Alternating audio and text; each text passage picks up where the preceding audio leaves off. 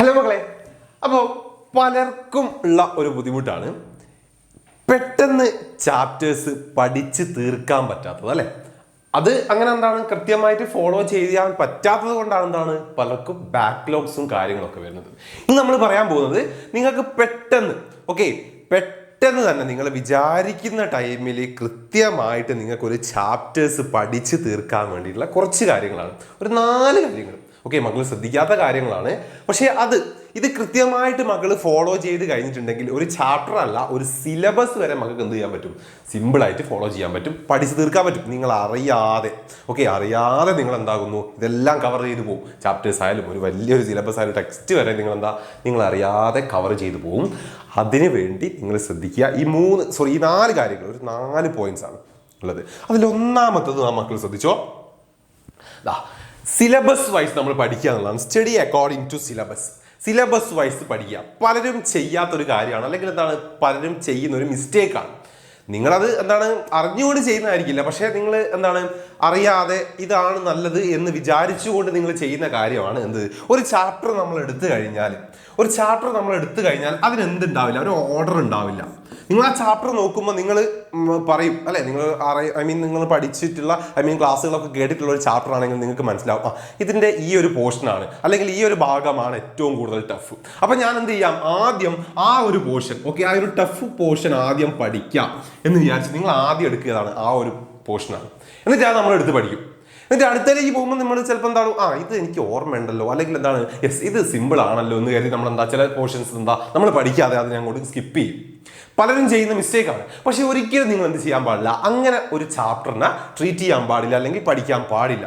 കൃത്യമായിട്ട് നമ്മളെ സിലബസിൽ ആ ചാപ്റ്റർ എങ്ങനെയാണ് പോകുന്നത് അത് മക്കൾ ആദ്യം മനസ്സിലാക്കി വെക്കാം. അതായത് എന്തിൽ നിന്നും സ്റ്റാർട്ട് ചെയ്യുന്നു, എവിടെ എത്തി നിൽക്കുന്നു, എന്തിൽ നിന്ന് സ്റ്റാർട്ട് ചെയ്യുന്നു, എവിടെ എത്തി നിൽക്കുന്നു, അല്ലെങ്കിൽ എങ്ങനെയാണ് ആ ഒരു ചാപ്റ്റർ വന്നിട്ടുള്ള ആ ഓർഡർ, അല്ലെങ്കിൽ നിങ്ങൾക്ക് നിങ്ങളേതായിട്ടുള്ള രീതിയിൽ ഒരു ഓർഡർ സെറ്റ് ചെയ്യണമെങ്കിൽ അങ്ങനെ ചെയ്യാം. ഇപ്പം എക്സാമ്പിൾ പറയുകയാണെങ്കിൽ ഇപ്പം നമ്മളെ ബിസിനസ് സ്റ്റഡീസിനൊക്കെ പറ്റി ചിന്തിക്കുകയാണ്. നമ്മൾ എന്തെങ്കിലും ഒരു കാര്യം പഠിക്കും, അതിൻ്റെ എന്ത് പറയും, ആദ്യം ഫീച്ചേഴ്സ് പറയും, പിന്നെ ചിലപ്പോൾ അതിൻ്റെ ക്യാരക്ടറിസ്റ്റിക്സ് പറയും, അതിൻ്റെ ഇമ്പോർട്ടൻസ് പറയും, പിന്നെ ചിലപ്പോൾ അതിൻ്റെ കാറ്റഗറി, അതിൻ്റെ ടൈപ്സ് പറയും, പിന്നെ ചിലപ്പോൾ അതിൻ്റെ ലിമിറ്റേഷൻസ് പറയും. ചിലപ്പോൾ അങ്ങനെയായിരിക്കും ഉണ്ടാകുക നമ്മുടെ ആ ഒരു ചാപ്റ്റർ മുന്നോട്ട് പോകുന്നുണ്ടാകും.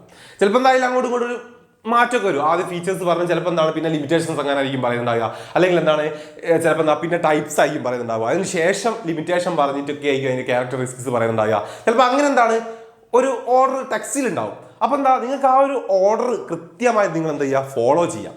അതും അല്ലെങ്കിലോ നിങ്ങൾക്ക് നിങ്ങളേതായിട്ടുള്ള രീതിയിൽ ഒരു ഓർഡർ സെറ്റ് ചെയ്യാം. ഇപ്പോൾ സാറ് പറഞ്ഞ പോലെ ബിസിനസ് സ്റ്റഡീസ് ഒരു ചാപ്റ്റർ ആണെങ്കിൽ ആദ്യം ഒരു കാര്യം പഠിക്കുന്നു, അതിൻ്റെ ഫീച്ചേഴ്സ് മക്കൾ പഠിക്കുക, then അതിൻ്റെ ഇമ്പോർട്ടൻസ് പഠിക്കുക, അതിൻ്റെ ക്യാരക്ടറിസ്റ്റിക്സ് പഠിക്കുക, അതിൻ്റെ ടൈപ്സ് പഠിക്കുക, അതിൻ്റെ ലിമിറ്റേഷൻ പഠിക്കുക. അങ്ങനെ ഒരു ഓർഡർ, ആ ഒരു ഓർഡർ മക്കൾ കൃത്യമായിട്ട് എന്ത് ചെയ്യണം, ഓരോ ചാപ്റ്ററും സെറ്റ് ചെയ്തിരിക്കണം. അത് മക്കളെ മനസ്സിൽ ഉണ്ടാവണം. ഒരു ക്വസ്റ്റ്യൻ കിട്ടിക്കഴിഞ്ഞാൽ, എക്സാമിനൊക്കെ ഒരു ക്വസ്റ്റ്യൻ കിട്ടിക്കഴിഞ്ഞാൽ ഈ ക്വസ്റ്റ്യൻ ആ ചാപ്റ്ററിലുള്ളതാണ്. അപ്പോൾ എന്തെല്ലാമാണ് ആ ചാപ്റ്ററിൽ പഠിക്കാനുണ്ടായിരുന്നത് എന്ന് നിങ്ങളെ മനസ്സിലേക്ക് വരണം. നമ്മൾ ആദ്യം പഠിച്ചത് അതിൻ്റെ മീനിങ് ആയിരുന്നു, പിന്നെ പഠിച്ചത് അതിൻ്റെ ഇമ്പോർട്ടൻസ് അല്ലെങ്കിൽ ഫീച്ചേഴ്സ് ആയിരുന്നു, പിന്നെ പഠിച്ച ക്യാരക്ടറിസ്റ്റിക്സ് ആയിരുന്നു, പിന്നെ പഠിച്ചത് ഇമ്പോർട്ടൻസ് ആയിരുന്നു, പിന്നെ പഠിച്ചത് ടൈപ്സ് ആയിരുന്നു, പിന്നെ പഠിച്ചത് ലിമിറ്റേഷൻ ആയിരുന്നു. ആ ഒരു ഓർഡർ അത് കൃത്യമായിട്ട് മക്കളെ മനസ്സിലുണ്ടാവണം. അങ്ങനെ വേണം മക്കൾ എന്താക്കാൻ ഒരു ചാപ്റ്റർ പഠിക്കാൻ.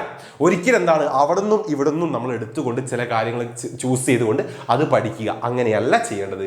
കൃത്യമായി ഓർഡറോടെ പഠിക്കുക. ഒരു തിയറി പേപ്പേഴ്സിന്റെ കേസ് ആയാലും, അല്ലെങ്കിൽ നമ്മുടെ പ്രോബ്ലം പേപ്പർ ആയിട്ടുള്ള അക്കൗണ്ടിങ്ങിന്റെ കേസ് ആയാലും എല്ലാം ഇങ്ങനെയാണ് നമ്മൾ ചെയ്യേണ്ടത്. സെറ്റ്. ആദ്യത്തെ കാര്യമാണ് ശ്രദ്ധിക്കണം. ദെൻ രണ്ടാമത്തെ കേസ് എന്ന് പറയുന്നത് സെറ്റ് ഡെയിലി ടാർഗറ്റ് ആണ്. നമ്മൾ പറഞ്ഞിട്ടുണ്ട് നമ്മളെ വീക്കിലി ടാർഗറ്റും കാര്യങ്ങളൊക്കെ മക്കൾക്ക് എല്ലാ ആഴ്ചയും നമ്മൾ അപ്ഡേറ്റ് ചെയ്യുന്നു പറഞ്ഞിട്ടുണ്ട്. പലരും അത് മെസ്സേജ് ഒക്കെ അയച്ചിട്ടുണ്ടായിരുന്നു, സാർ ഇനി എല്ലാ ആഴ്ചയും ഇങ്ങനെ വേണം എന്നുള്ളത്. പക്ഷേ അവിടെ മക്കൾ ശ്രദ്ധിക്കേണ്ട ഒരു കാര്യം എന്ന് പറഞ്ഞാൽ, നിങ്ങൾക്ക് അപ്പോൾ സാറ് തന്നിട്ടുള്ള ആ ഒരു വീക്കിലി പ്ലാൻ എന്ന് പറയുന്നത് നിങ്ങൾ എന്ത് ചെയ്യണം, ഡെയിലി പ്ലാൻ ആയിട്ട് അല്ലെങ്കിൽ ഡെയിലി ടാർഗറ്റ് ആയിട്ട് പിന്നെ നിങ്ങൾ എന്ത് ചെയ്യുക, കാറ്റഗറി ആക്കുക.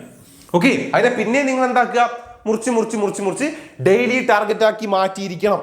ഈ വീക്ക്ലി പ്ലാനിന്റെ ഒരു മിസ്റ്റേക്ക് എന്താന്ന് പറഞ്ഞാൽ, പലരും ചെയ്യുന്നതായിട്ട് സാറിന് തോന്നിയ ഒരു കാര്യമാണ്.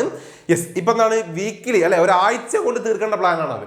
അപ്പൊ ചിലപ്പോൾ നിങ്ങൾ ഒരു ദിവസം പഠിക്കാതെ തൊട്ടടുത്ത ദിവസം എന്താക്കുക, ചിലപ്പോൾ കുറച്ചധികം ഇരുന്ന് പഠിക്കുക. അങ്ങനെ ചെയ്യാൻ പാടില്ല.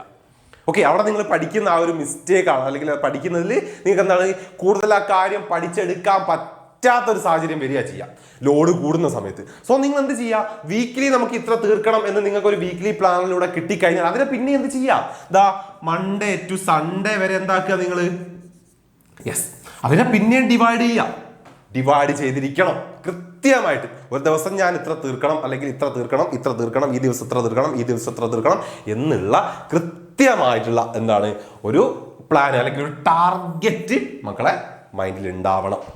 സെറ്റാണോ? അത് വേണം. റെഡി? ഇനി അങ്ങനെ സെറ്റ് ചെയ്താൽ മാത്രം പോരാ. അടുത്ത കാര്യം എന്താണ്, അത് നമ്മൾ കൃത്യമായിട്ട് എന്ത് തീർത്തിരിക്കണം എന്നുള്ളതാണ്. ഡെയിലി നമുക്ക് എന്തുണ്ടാവണം, പ്രോഗ്രസ് ഉണ്ടാവണം.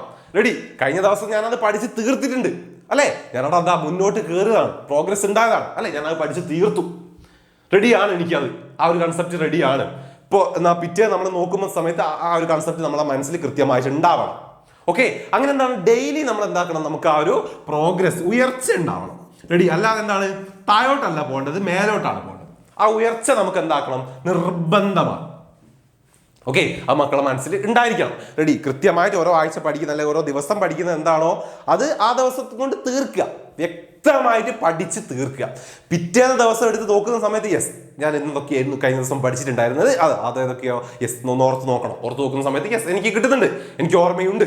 റെഡി? ആ ഒരു പ്രോഗ്രസ് മക്കൾക്ക് എന്തുണ്ടാവണം, ഡെയിലി ഉണ്ടായിരിക്കണം. റെഡി? ദെൻ ലാസ്റ്റ് കാര്യമാണ് ഇത്, വെൻ ആൻഡ് ഹൗ, എപ്പോൾ എങ്ങനെ ഒരു ടൈമാണ്. റെഡി? ഒരു ടൈമാണ്. നമുക്കറിയാം പലരും ആദ്യം സെറ്റ് ചെയ്യുന്നത് ഞാൻ ഇത്ര മണിക്കൂർ പഠിക്കും എന്നുള്ളതാണ്.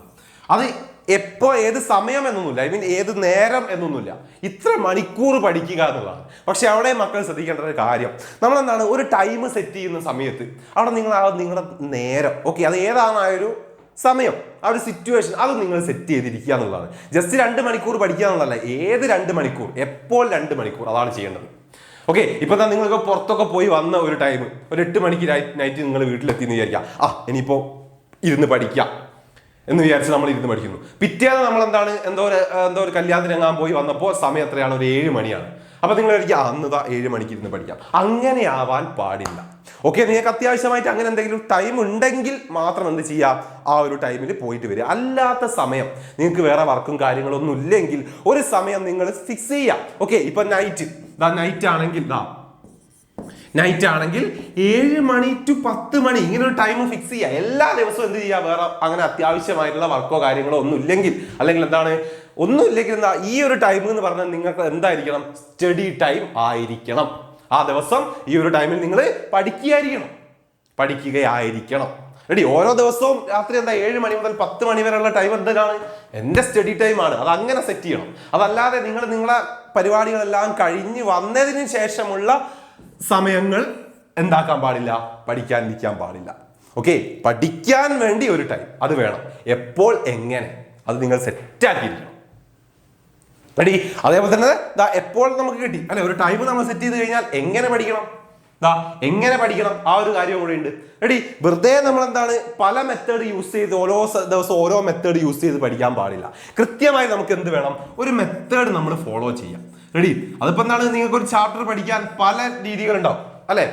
ഒരു കൺസെപ്റ്റ് മനസ്സിലാക്കി അല്ലെങ്കിൽ അത് പഠിച്ച് അതിന്റെ പ്രീവിയസ് ഇയർ ക്വസ്റ്റ്യൻസോ അല്ലെങ്കിൽ നമുക്ക് കിട്ടുന്ന നമ്മുടെ ടെക്സ്റ്റിലുള്ളതോ നോട്ട്സിലുള്ളതായിട്ടുള്ള എല്ലാ പ്രോബ്ലംസും പഠിച്ച് ചെയ്ത് പഠിക്കുക, അങ്ങനെ ചെയ്യാം. അതല്ലെങ്കിലോ എല്ലാം നമ്മൾ ആദ്യം എല്ലാ കൺസെപ്റ്റും ആ ചാപ്റ്റർ കംപ്ലീറ്റ് പഠിച്ചു തീർക്കുക, അതിനുശേഷം എന്ത് ചെയ്യാം, ക്വസ്റ്റ്യൻ ചെയ്ത് പഠിക്കുക. അപ്പൊ പല മെത്തേഡും ഉണ്ടാവും.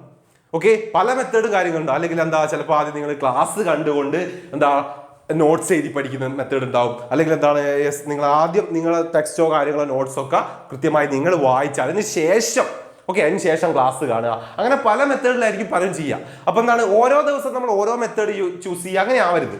എന്ത് ചെയ്യാം, കൃത്യമായിട്ട് ഏതെങ്കിലും ഒരു മെത്തേഡ് ഉണ്ടെങ്കിൽ അത് തന്നെ ഫോളോ ചെയ്യാൻ നോക്കുക. ഡെയിലി എന്ത് ചെയ്യുക, അത് തന്നെ ഫോളോ ചെയ്യാൻ നോക്കുക.